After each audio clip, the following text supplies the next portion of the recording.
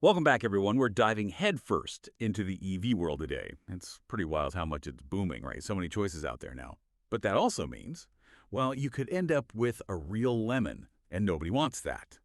So today we're going to try to figure out which EVs are the real deal and which ones you might want to, avoid. Plus, we've got the scoop on some upcoming models that have everyone buzzing. Speaking of buzzing, the Renault 4 is coming soon. Yeah, you heard that right. They'll on that Renault 5 magic, but think a bit more SUV-ish this time. Sounds pretty cool to me. And then there's the Kia EV4, another hatchback from Kia, and they've been killing it in the EV game lately. Oh, and BMW. They're about to shake things up with a whole new look for their electric lineup, starting with the iX3. And since we love the first one, well, let's just say expectations are high. But okay, let's be real for a sec. Not every EV is a winner. Like, take the Skywell BE11. Sounds good on paper, right? Big SUV, decent range, long warranty. But trust me, it's a nightmare. The driving experience is awful. The infotainment system is like something from the Stone Age, and it's missing basic safety features you'd expect in like any car these days. Another one to watch out for is the Lexus UX 3000D. Sure, they've dropped the price a bit, but it's still not worth it. Cramped, tiny boot, and the range. Forget about it, especially if it's cold out. All right, now that we've dodged those bullets, let's get to the good stuff. Our latest ranking puts the BMW iX at number 10. It's a big SUV, definitely a bit out there with the styling, but it's packed with features. They recently gave it a facelift. You might not notice much from the outside, but they've made some serious upgrades under the hood. More power, better efficiency, the good stuff. It's a really comfortable ride, but it's going to cost you. Next up at number 9, we've got the Hyundai Ioniq 5. Now, it's not exactly built for like massive road trips with the whole family, but for city driving, this thing is perfect. It's compact, but you can see everything with those big windows and the high seating position. So weaving through traffic, no problem. Plus, it's a smooth ride, responsive steering, and the price is pretty reasonable. All right, buckle up for number 8, because it's a legend, the Porsche Taycan. 5 years later, and it's still the king of performance EVs. What's amazing is that it's not just about speed, it's also super luxurious. And guess what? They just made it even better. Bigger, more efficient batteries, so you can go even farther. Go for the Performance Battery Plus, and you're talking 422 miles. That's like London to Edinburgh on a single charge. Plus, air suspension is standard now, so the ride is even smoother. Now, if you want that same crazy performance, but without quite the price tag, the Audi e-tron GT is worth a look. It's built on the same platform as the Taycan, shares a lot of tech, but it's a bit more, relaxed. Coming in at number 7, we've got the BMW i7. This is pure luxury, folks. It's like being chauffeured around in a palace on wheels, especially if you splurge for that executive pack with a giant 31.3-inch screen in the back. Talk about a theater on the go. But it's not just about the back seat. This thing is fun to drive, too. Great range, handles surprisingly well for its size, and you get that classic BMW power. Of course, all that luxury comes at a price. Number 6 is a comeback story for the ages. The Renault Scenic. This thing has come a long way from those, let's just say, less stylish days.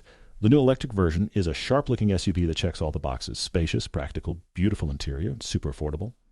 But the real star here is the range. Now, we'd recommend the long-range model. You get almost an 87-kilowatt battery, and the official range is 379 miles. But even in real-world driving, it's impressive.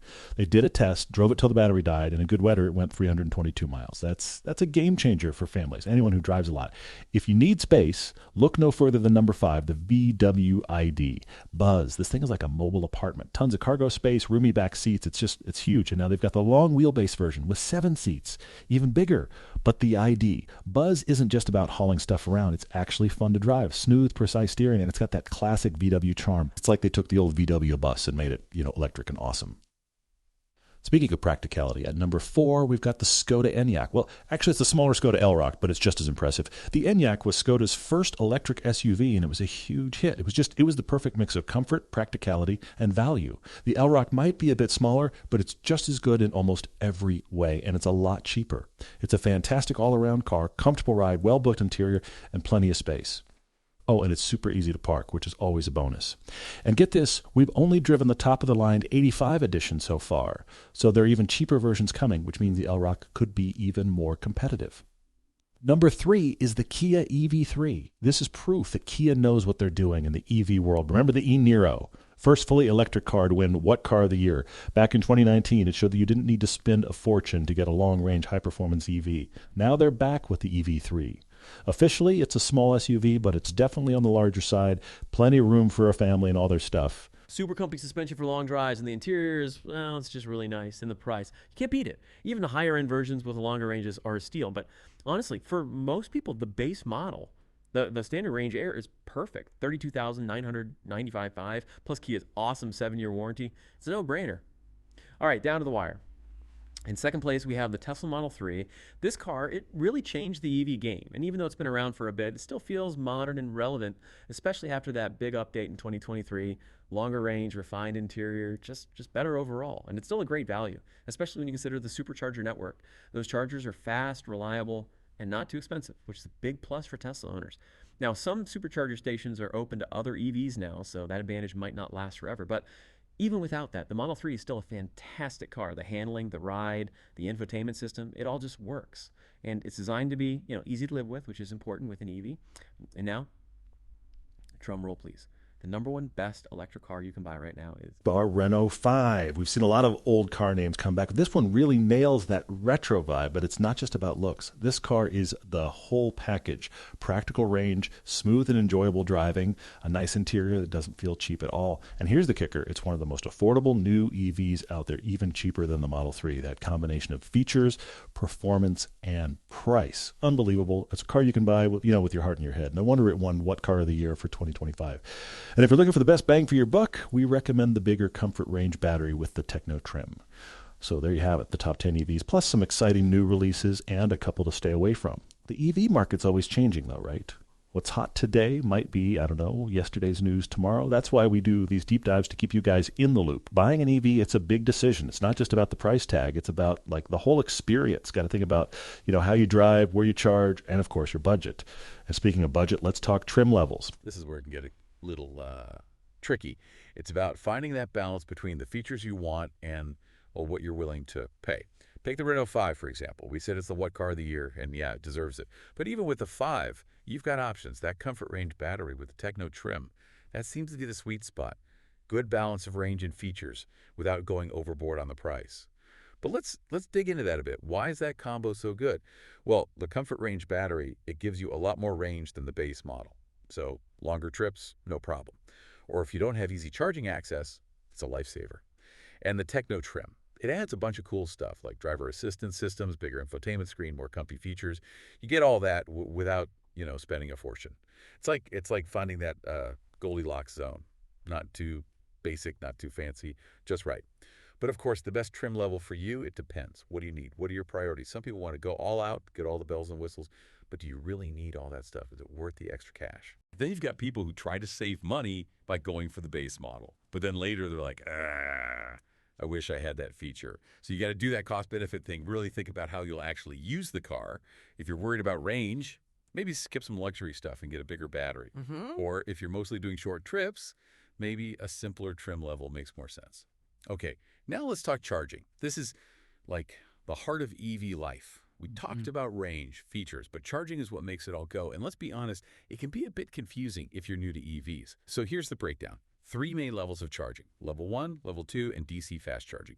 Level 1, that's the slowest. You just use a regular outlet. Fine for overnight charging if you don't drive much. But come on, not great for road trips or quick top-ups. It's like making coffee with one of those old drip machines. Takes forever. Level 2, that's the most common for home charging. You need a special 240-volt outlet, like for a dryer or oven.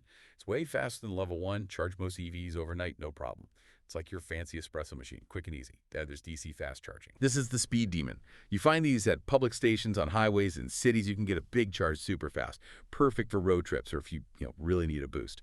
DC fast charging, it's like an energy drink shot. So when you're setting up home charging, what do you think about? First thing, check your electrical panel. Can it handle a Level 2 charger? Might need an upgrade, which costs extra. Then you got to choose the charger itself. Tons of brands out there, all kinds of features, charging speeds, smart stuff. It's like buying any appliance. You got to figure out what you need, what you can afford. And don't forget installation. Best to get an electrician to make sure it's safe and done right. Safety first, always. Which brings us to another safety topic, the big one that everyone worries about with EVs. Battery safety and how long they last. We've all heard those stories about EV fires, right? It's scary. But what are the real risks? And what are they doing to make these batteries safer? Gotta keep things in perspective, though. EV fires, yeah, they happen, but actually they're less common than fires in gas cars. In battery tech, it's come a long way. Modern EV batteries, they have tons of safety features built in. Monitoring systems, temperature control, tough enclosures to prevent damage. It's like Fort Knox for batteries. And how long do they last? Well, they're getting better all the time. Most manufacturers give you a warranty for like 8 years or 900,000 miles. And a lot of batteries, they'll last even longer. So that whole disposable battery thing, that's old news. Now, what about the environment? EVs are supposed to be good for the planet, right? But it's complicated. It's not just about tailpipe emissions. It's about the whole life cycle, making the batteries, using the car, recycling at the end, making EV batteries. Yeah, that has an impact, mining lithium and all that. But studies show that over the life of an EV, it's still way better than a gas car, even with the battery production. So it's a win, but we can always do better. And the good news is there's tons of research going on right now, finding new battery types, better recycling, sourcing materials responsibly. It's great to see progress happening. Okay, let's talk charging infrastructure, home charging, we covered that. But what about charging when you're out and about? Is it keeping up with all these new EVs? This is key. And luckily, we're seeing a lot of investment in public charging networks. More stations popping up everywhere. Highways, cities, even apartment buildings and offices. It's getting easier to charge on the go, which is a huge relief for a lot of people. And the tech's getting better too. Faster charging, more reliable networks, different connector types for different EVs. It's always changing, but it's good to see that it's keeping up with the EV boom. So we've covered a lot today. The coolest new EVs, the duds, charging, batteries, the environment, even the future of charging infrastructure. But in the end, going electric, it's a personal choice. What do you need? How do you drive? What's your budget? What are your values? It's like any big purchase, do your research, read reviews, compare models, test drive a few, ask questions. The EV world can seem, I don't know, a bit overwhelming, but with a little knowledge and some planning, you can figure it out. And who knows, you might be cruising around in your dream EV sooner than you think. But before we wrap things up, I want to leave you with a thought. We've talked about, the basics of EVs, different models, charging, all that. But what I really find exciting is like the potential. EVs could change everything, not just how we drive, but our whole energy system. Imagine your EV. It's not just a car. It's like a giant battery on wheels. You could plug it into your house and power everything during those peak hours when electricity is expensive, or even sell that energy back to the grid when they need it most. It's called vehicle-to-grid, V2G, and it's a game changer. Could make the grid more stable, help with renewable energy, even be backup power during outages. Your car becomes part of this like smarter, stronger energy system, and that's just one thing EVs can do. We're also seeing like self-driving tech getting better, cars talking to each other, personalized experiences inside the car. It's like the future is happening right now.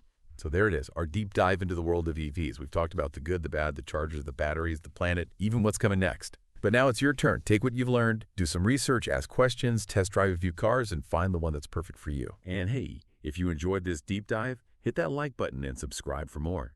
Until next time, drive safe, stay curious, and welcome to the electric revolution.